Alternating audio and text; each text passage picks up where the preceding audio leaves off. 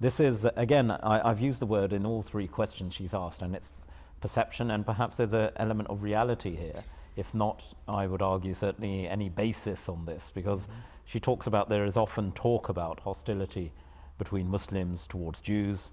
What are the teachings of the Holy Quran and the Holy Prophet sallallahu alaihi wasallam towards Jews? And I think sometimes what's often forgotten, is it not, Azhar Sahib, that the before Islam came Christianity, before Christianity came Judaism, and indeed the foundations of faith, of the Abrahamic faiths, are in Judaism. And I think many Muslims sometimes in their own dealings with members of the Jewish community perhaps forget that sort of fundamental.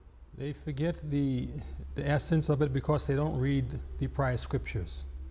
This is the first struggle you find in every scripture. The Quran has come along and it said it is the perfection of something. And that something then was named, unlike before, called Al-Islam. And it's at this point that the Muslims began to feel there's no more connection with anything prior to that. Whereas it's like saying you build a 20-story building and I'm sitting on the top floor and I'm enjoying the view, I'm enjoying this luxurious living, and everything below me has no value, so let me just destroy it all. Where will you be shortly? And I mean very shortly, if you destroy the foundation and every floor beneath you. You will crumble down and you'll be nothing as well. Islam doesn't approach it this way. Islam is actually saying that everything prior to it was leading to where we are today. Every system of religion that's in the world today is called Islam. Inna Dina Indallahi Islam. This is what the Quran says in Surah Al-Imran, chapter 3, that every single religion was Islam. Now some Muslims take that to mean that only Islam is a religion, everything else was outside of Islam. When in fact it's saying every religion was developing according to the patterns of Islam. Every single prophet who came, we believe, not even Hazrat Ibrahim alone, Abraham and all the Judaic and Christian manifestations of God's revelation, every prophet, we say, extending as far as wide as you can, they fall within this verse. They were teaching what is called Islam. So we look at it and say there can never be hostility between God's prophets and God himself, and thus between God's prophets and other prophets. There's no hostility. They're bringing the same message as any group would have. And you take a political group, all those who are part of a political group, they form an alliance. The Prophet Muhammad said all the prophets are brothers, and their patron, their patriarch, their paternal father is Ibrahim, Hazrat Ibrahim, Abraham. He says it's about the prophets. So we perform a fraternity of an order of spirituality, and our leader in this order is Abraham alayhi salam. And so for the Muslims to say, I have hostility against the Jews, it means I hate Moses, I hate David, Hazrat Dawood, I hate Solomon, Hazrat Solomon, I hate Ezra, I hate all the Jeremiah, all these prophets mentioned in the Bible, though they're given such respect in the Quran. So much respect, surprisingly, many of them are called Muslims. Or many of them are said that they submitted in the form of Islam as we submit. So in fact it's saying, I've destroyed those 19 stories below me, or I've destroyed every other thing that it represents me. And that is inconceivable that Prophet Muhammad will have that attitude in life, and he did not. One classic example we always quote to the non-Muslims for them to realize what was his attitude in life toward the Jews in particular. This issue came up in his lifetime, to decide his attitude toward the Jews. A Jew and a Muslim were having a conversation about the merits of their faith. The Jew said to this Muslim that I believe Moses is more superior to any other prophet that has ever existed. The Muslim said, I believe Muhammad, peace be upon him, sallallahu alaihi wasallam, is the most superior of all the prophets. And because they couldn't agree, it led to physical confrontation. The Muslim hit him. Now, if there was hostility and there was fear of this Jew on the part of Islam and the leader of Islam, he should have gone back to his tribe and said, let's go and fight these people. Instead, he goes to the leader of the Muslims, Prophet Muhammad, which shows that he didn't have a fear of hostility. He had a sense of justice, that I can put my case in front of Muhammad and he will give me some proper response that this man didn't do by his physical attack. He goes and puts the case, and we know the outcome was he turns to the Muslim and he says to him, do not show or say that I am superior to Moses. Now, normally we stop there, but he goes further. He says that on the day of resurrection, I will be raised up. And when I go to the throne of God, I will look and see that Moses is there on one corner of God's throne and he's holding onto it. And he says, I do not know at that point whether he's raised up to this holy status first or I come later on. And these are matters now he's saying to this person in a way of educating him. There's an equality in the prophethood. Quran says that. Quran says very clearly, there's an equality, there's a respect. So if we look at what the Quran says, where this sentiment is coming from, the questioner is asking, the hostility is there based on ignorance of the past, based on disassociation from the past, and based on this very notion that they don't have a sense of what Prophet Muhammad meant by saying this, do not make me superior. He knew he was in the sight of God, Khatamun Nabiyyin, the greatest of all messengers.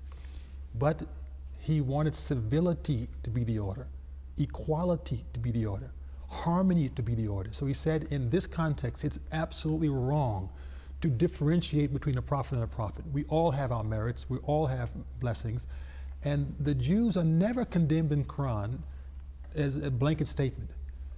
Their actions, which they themselves condemn in their own scriptures, have been mentioned as to why they lost a very holy and blessed status of being the chosen people. Allah says, "Anni faddaltukum ala al-alamin." I have exalted you above all the people of your time. Very exalted status, which the Quran itself clearly will state this was the position of the Jews. But then it turns around and says certain things that causes some people to have these knee-jerk reflections. It says, oh, they were apes and swines. The words are there.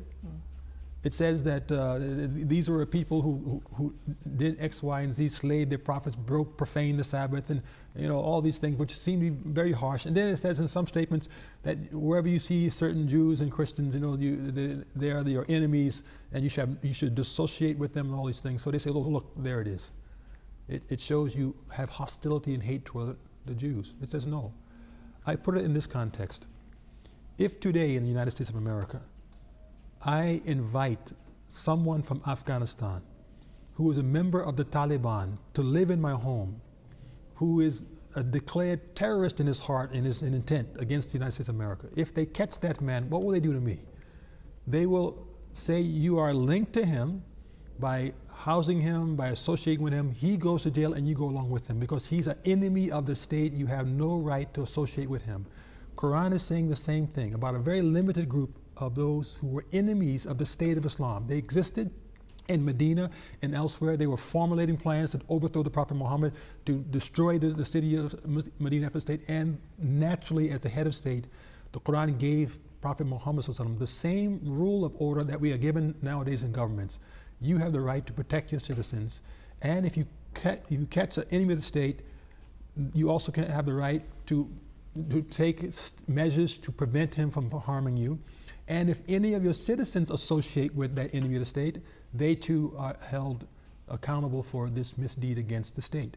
And thus it happened that some of the Jews in the time of Prophet Muhammad, and I say some of them, not all of them, some of them were involved in these activities and they were held accountable. Some of them were actually put to death for this crime. Nowadays in England and America, I think if you commit the crime of treason, even then there may be a possibility of death. Although we don't always do that, we may imprison them, but these things are there. So unfortunately, we have not stepped back. And I know this is an issue which I'm perhaps elaborating a bit, because it is an issue that you hear everywhere you go. Mm-hmm. Why do Muslims hate Jews? We do not hate the Jews. The Quran doesn't mention hatred toward Jews, because I cannot hate Moses, I cannot hate David, I cannot hate Solomon, I cannot hate so many Jews, which the Quran says they were great people, they were good people, they were moral, they were spiritual people. I do not have anything against them. But all of us are being told and warned against segments of society of extremism in all of us. Extreme Muslims, extreme Jews, extreme whoever. And we definitely are cautioned about them. And lastly, that's the progress right now that we need to make as Muslim world. those unfortunate statements being made by some world Muslim leaders, I'm talking political leaders, it's offensive to us as well. That they unfortunately are playing into the hands of certain elements that want to create divisions and disharmony by saying things, by saying, oh, all the Jews are apes and swine and should be slaughtered and destroyed. It's foolishness to say things like this. It just is fanning the hatred itself by saying it. And again, some elements want us to do it. So we should realize love and harmony and peace is the message of Islam. With all humanity, respect all people. And particularly, we're part of an Abrahamic family. We are supposed to live in this peace together, and it can work out. The early Muslims did it. And we can do this again if we keep these principles in mind. I think there's so many analogies. I remember going to a Christian school myself and coming back confused over Judaism, Christianity and Islam. And for a 8-9-year-old, my mother put it very aptly. She said, it's like building a house. Mm-hmm.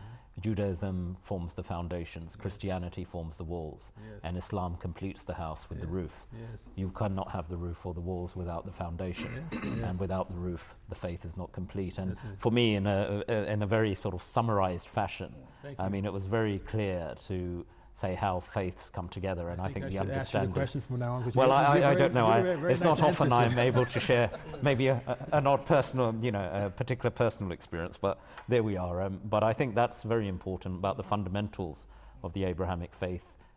Even a cursory glance at that would convince every Muslim that we're the foundation. There's so much commonality, Indeed. So again, you're saying, I hate what I stand for. The basic principle of the Abrahamic faith was love for God and love for humanity, and that's what Islam is about. How I can hate that principle. Exactly, the basis and foundation. Jazakumullah.